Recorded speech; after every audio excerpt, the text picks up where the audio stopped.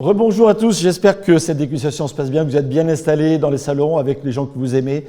Tout va bien et je vous présente maintenant celui dont on a parlé tout à l'heure en introduction avec Alain Marty, François d'Espagne, propriétaire du château Grand Corbin d'Espagne, oui, Philippe, 6 à Saint-Émilion depuis un certain nombre d'années. Et vous avez déjà d'ailleurs apprécié le millésime 2018 puisque vous venez de le goûter avec l'entrée.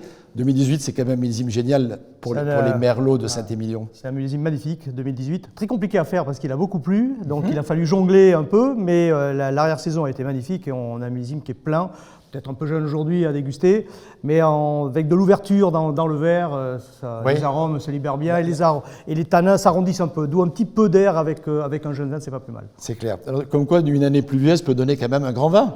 Pluvieuse au printemps, mais l'été était superbe. L'été était chaud, c'était beau. Chaud, superbe. Surtout, on dit toujours que août fait le raisin et septembre fait le vin. Est-ce que c'est toujours un dicton qui est toujours d'actualité, ça, mon cher François? Toujours d'actualité, mais tu sais, avec le réchauffement climatique, on a quand même tendance à récolter de plus en plus tôt. Oui. Tu vois, 2020, on a récolté le 5 septembre, là, on a dû récolter vers le 20 septembre. Donc, c'est quand même les vendanges, en gros, ont avancé d'une bonne semaine depuis quelques temps. Ça permet de partir à la chasse au mois d'octobre, finalement.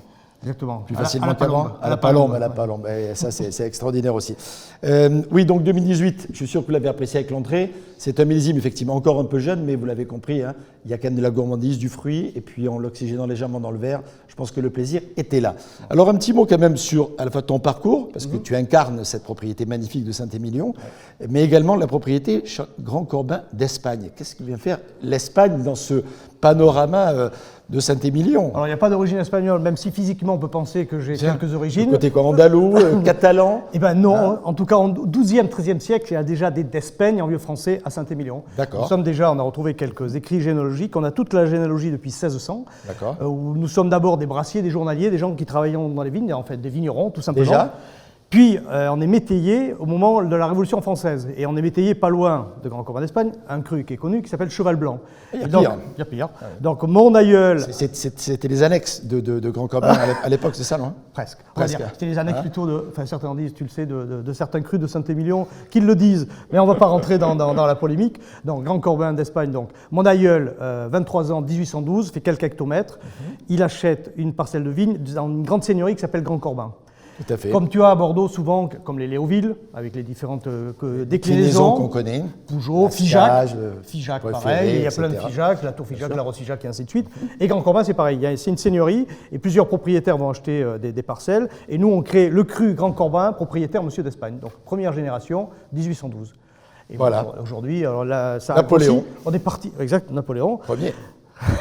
Exactement. Belle culture, je suis d'accord.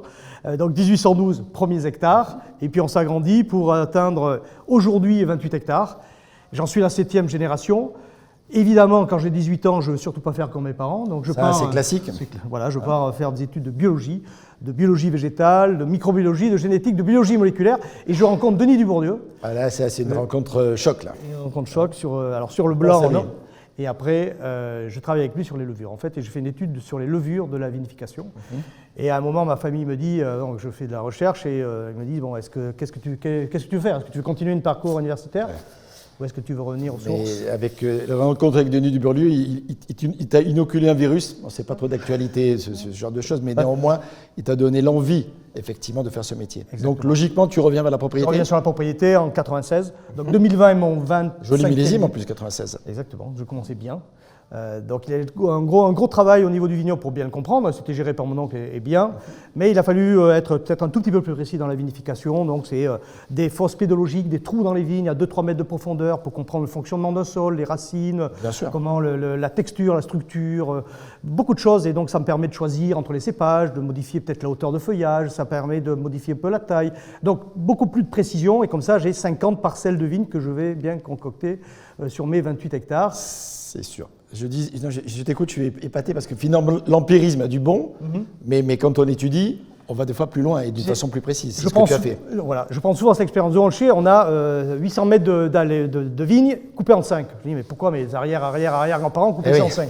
Et en faisant les trous, si aujourd'hui je devais refaire la même chose, je ferais exactement pareil. C'est-à-dire qu'ils n'avaient pas les écrans et le soir, il va passer devant la télé ou ailleurs. Ils étaient dans leur vigne. Grand Corbin d'Espagne, le Pentagone de Saint-Émilion, on l'a bien compris maintenant pourquoi. Oui. Hein, exactement.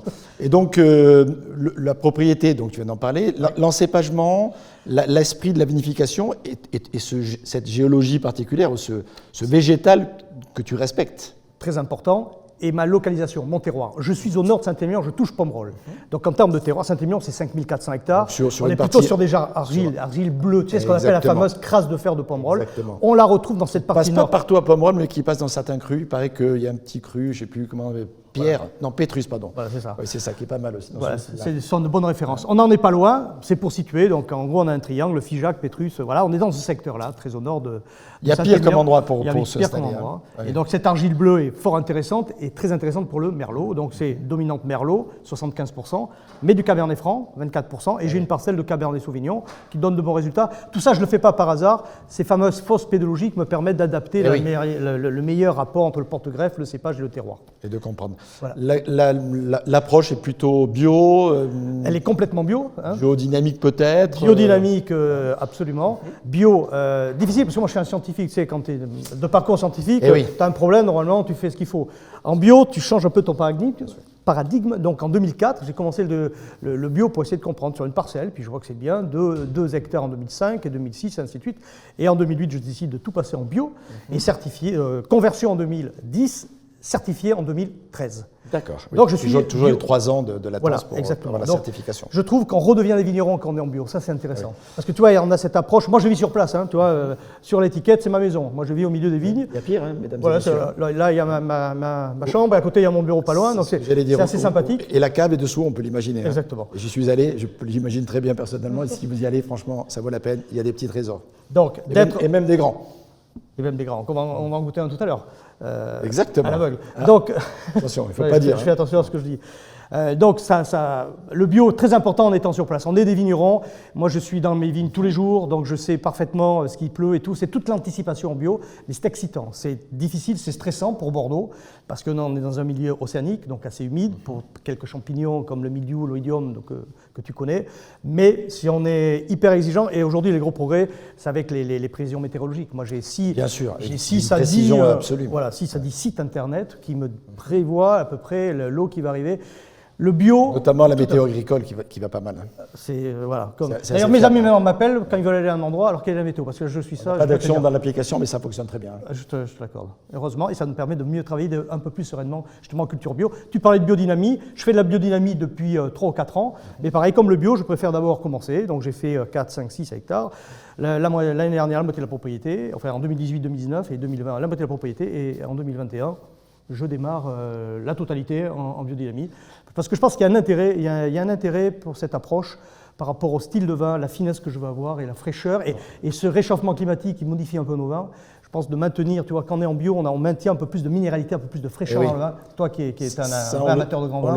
On le sent bien au niveau de la dégustation, en termes d'équilibre, on garde cette fraîcheur, cette réserve d'acidité qui est importante. Exactement, et qui se dégrade moins quand on fait des approches en bio et encore plus en biodynamie. Oui.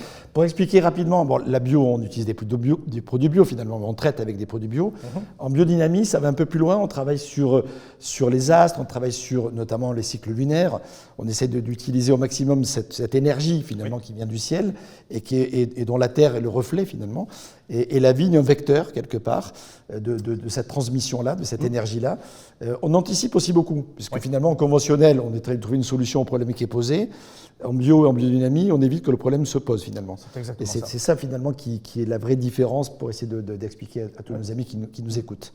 La biodynamie est une approche pour moi complémentaire, supplémentaire par rapport à la bio. Donc la bio, en gros, c'est l'abandon de tout produit chimique de synthèse dans les vignes, aucun désherbement dans les vignes.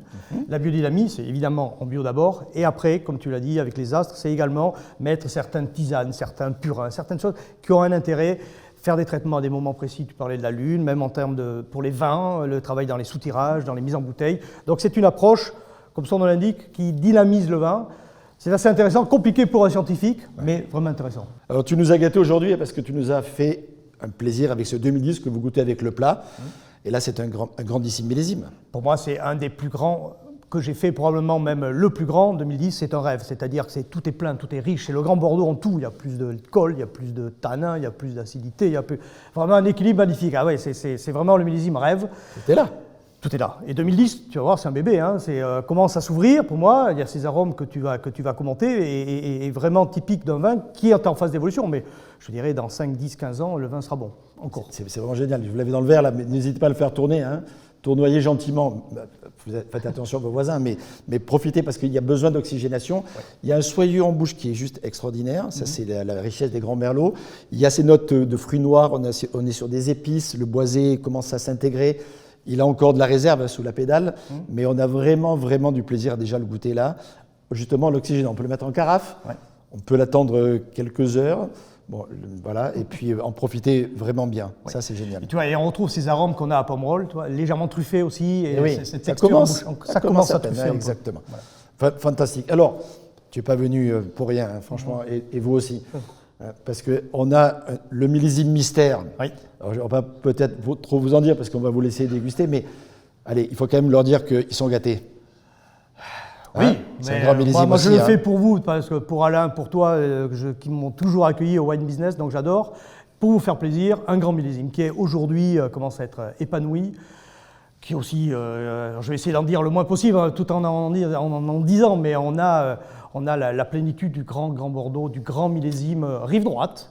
Je vais donner un tout petit indice, rive droite, qui est plein, qui est riche, et qui est un millésime comme 2010, où c'est un millésime plaisir pour un vigneron, parce que vraiment, on fait un vin qui d'un équilibre et d'une longévité remarquable. C'est vrai. Alors 2010, on était déjà très gâtés. Là, on est un peu dans cet esprit-là avec... voilà, je veux dire, dans cet esprit. Peut-être un petit supplément d'âme, allez, on va dire ça juste comme ça. Profitez bien de cette dégustation surtout. Et puis surtout, hein, vous avez des cartes de visite sur vous. Donc n'hésitez pas à marquer sur le dos de votre carte de visite le millésime auquel vous pensez. Et vous allez pouvoir le remettre dans quelques instants aux hôtesses qui vont passer dans les différentes salles. On vous laisse poursuivre cette dégustation. À bientôt et bon appétit, bonne dégustation.